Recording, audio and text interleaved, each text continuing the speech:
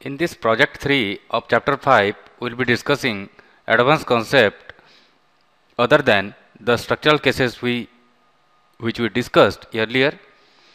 So in this project, our primary objective is to understand about the buckling scenario, because here you can see the 81-meter height, there is the high rise building, and this is the top plan which you have, the graphical floor plans. So if you see this structure here, G plus 26, here with respect to the wind load or any typical load, the structure may buckle. So you have to predict, you have to understand that what is buckling and how to overcome this. So buckling happens because of the load versus your length. If the structure's length or the slenderness is higher as compared to the width, then the structure may buckle. So we are trying to understand that what is that critical buckling load because of which our complete design scenario or the whatever the factor of safety you have assumed for your project is going to fail. This buckling factor may be 5 times of your design factor of safety, maybe 2 times, maybe 1.5. So we need to understand this against failure. So let us come to the project and understand all the sides of this. So here typically we will be assigning the floor loads of 6.5 kilonewton from the first floor to 27th floor, and also as per the previous project which we saw, the wind load and the seismic load, that also you can configure, but typically primary objective will be to understand and showcase you about the buckling scenario. Let us configure it and understand all the sides of our project. So from your exercise folder, you can find 26 plus G high rise buckling. So please browse this from your exercise folder and check below parameters. So go to the top view, the view from Y, and you see your plans. This independent plans you can create from the rectangular areas, and whatever the portion you don't need, you can delete it and you can create your structure. So you have to devise a irregular grid system, which I can show you directly that how to configure your irregular grid system. And if you see this default grid system, whatever you have, and you can create a irregular grid system. And based on this irregularity, whatever the dimensions here you have in the G directions, so you can keep X and G, and whatever the relative grid lines you have in the X and Z, this all you have to specify in the irregular grid pattern by spacebar, like 5, I need 7, I need 10, and so on. And you can create a irregular grid pattern by giving a name. So that particular pattern you can use inside your project, and you can use for creating this complete structure. Then you can repeat this and copy to corresponding floors, and you have to assign your properties. And here you can see the 4 different properties we have assigned. So out of that, here you have couple of properties which are only specific to the ground floor. Then you can see the next level floor, and next level floors. Because while selecting, this will be more clumsy, so we have simplified this to a level, a range, where you can easily select and you can change whatever the property if you need for those selected areas. And here you check for the material assigned during your properties assignment, whatever the materials you assign, or if specific to this project, if you need to assign little bit higher code factor for the ground floor columns, then you can go to command material constant density, and you can see to view or to selection. So when you select this particular members and you go to command material constant density, you can go to selection, and only to these members you can apply the specific material constant. or maybe the default concrete you can assign, or specific you can enter the values. Just like that, you can have your properties like the elasticity, Young's modulus, and Poisson's ratio as well. So these all properties can be customized as per your specific requirement to the specific members. So next we'll move to the load definitions and support. So if you go to the support system, you have to specify to all your ground nodes where you design your support system for supporting your columns and beams. So you have to select all the ground columns from your front view and you can assign your support. Next we'll move to the load system, and typically in the project 1 and 2 I have explained to you more about the wind loads and earthquake loads. So typically here I will be discussing about the dead loads, which is the self weight for the structure according to the levels.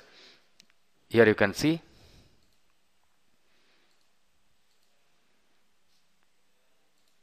And also the live load, whatever you have from the range from 0 to your top floor.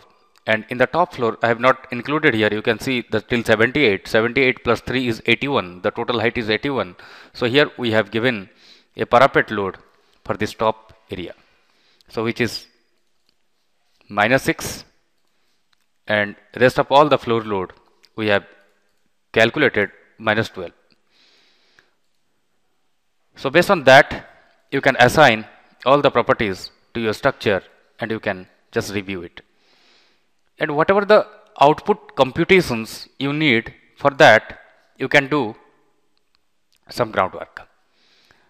I will show you about the analysis print which you use. Here you have 3 different options: preprint, analysis, and postprint.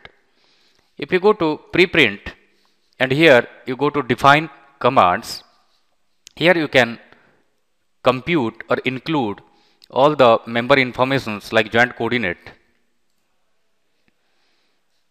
member informations, support informations, etc. So what you do is you have to select all the joint coordinates, go to node, go to the front view, except the ground support, you select all the nodes and you go to assign, so that all the nodes will be taken care for computing the node displacement and the axial stress because of these, that will be computed. Next, member informations, all the member you can select, go to crusher, beam, and all the members you can select and you can assign, so that the member informations will be computed and that will be taken care. Next, support informations is only for the ground floor nodes. So here you select all the nodes and calculate the support reactions for this. And after that, I need to go to analysis and I'll perform a buckling analysis, and number of iterations, what is that? That I will demonstrate. The iteration is nothing but when you go for any nonlinear analysis or dynamic analysis, the whole computation time, or you can say when you get the convergence for the result within that time span, you split that into sub steps so that your iterations will be smooth and result computed will be with the maximum accuracy and order. So here I am giving 15 as the iterations. You can give it to the higher order also. It consumes that much high time, and I'll go to add. And after that, I'll go to the post print, and whatever the output I need, I expect, that I can select. So first of all, whatever the load cases I have, that I will count and transfer to the post processor for counting the load list. I'll go to add. Here you can see the load list is added. Then I will go to joint displacement. In case of all the joints, whatever the displacement will be computed, that you can add. Member forces, that I need to compute. Support reaction, I need to compute. Buckling shape, I need to compute. And you can add other result as well. So buckling shape as already it is included, so it is ticked. So print joint displacement will be for all the nodes. Go to right click and filter nodes. All the joint except the ground floor nodes you select, and you can go to assign. Then we will go to the member force. Right click, select crusher, and go to the beam filter and select all the beam informations and go to assign. And finally we'll go for the reactions with respect to this ground. So I'll go to select crusher node and I will select the ground nodes and I'll go to assign. Next we can execute for the solutions, and you can directly go to the run analysis and you can compute the buckling shape, stress and the strains and deflections and the reaction force, which all will be computed in a AGN solution. AGN solution is basically for all the dynamic analysis.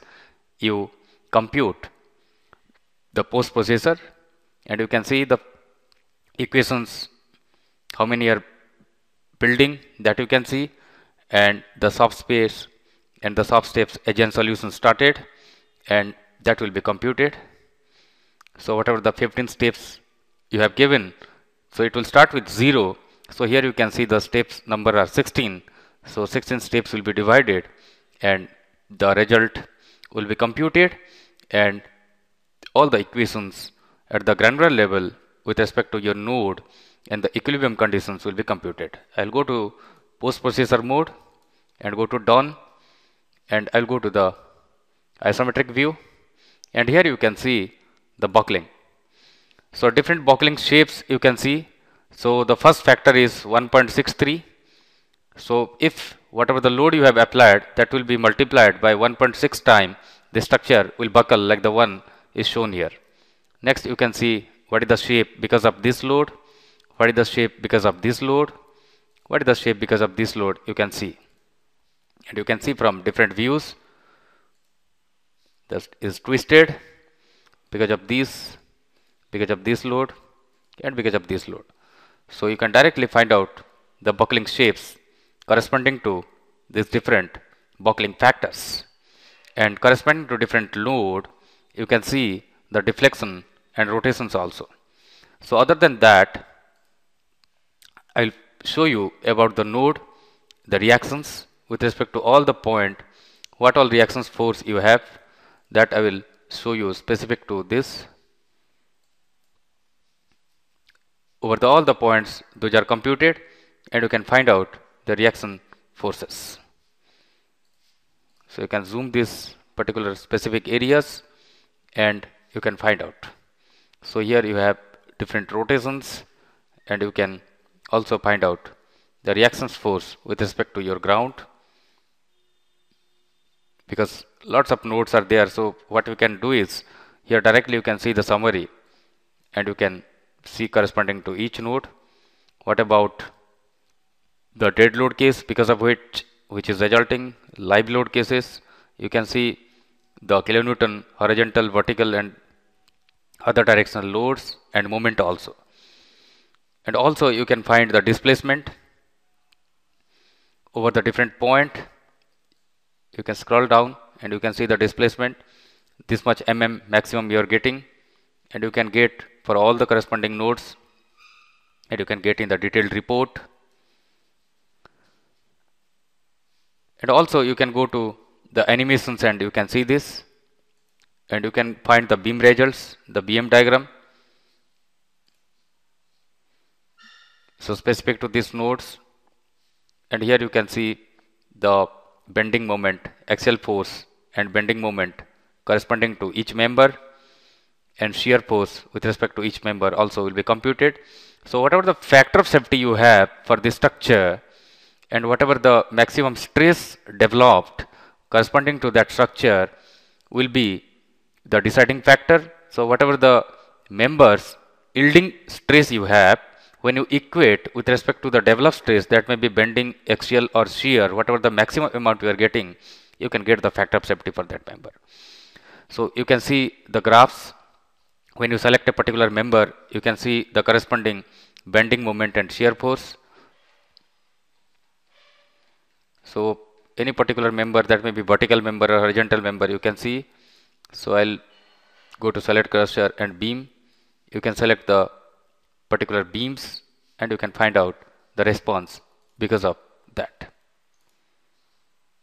Let us say this is the beam with respect to which I need to compute the bending stress, where you are getting the maximum bending moment and maybe sagging or hogging response you are getting, that you can find out here.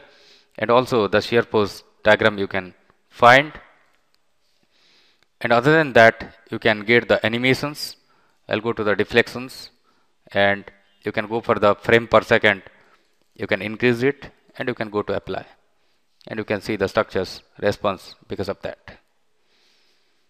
And also you can generate the report where you can consider the input or the output functions, and in output what all factors you need to consider, that you can add and you can generate or print your reports. So in this way you can understand the basic scenario of the buckling corresponding to other response like the stress, shear, bending or axial, and the strain, that is the primary factor which influences the structural failure. So when you study the overall response corresponding to all these factors and also the buckling, then you will be having the safety precautions as per the standard. So it is compulsory for the high-rise building to conduct buckling analysis, because this is one of the fundamental advanced dynamic analysis which you need to master. So in our coming project, we'll look into the different other structures and the application scenario. Thank you.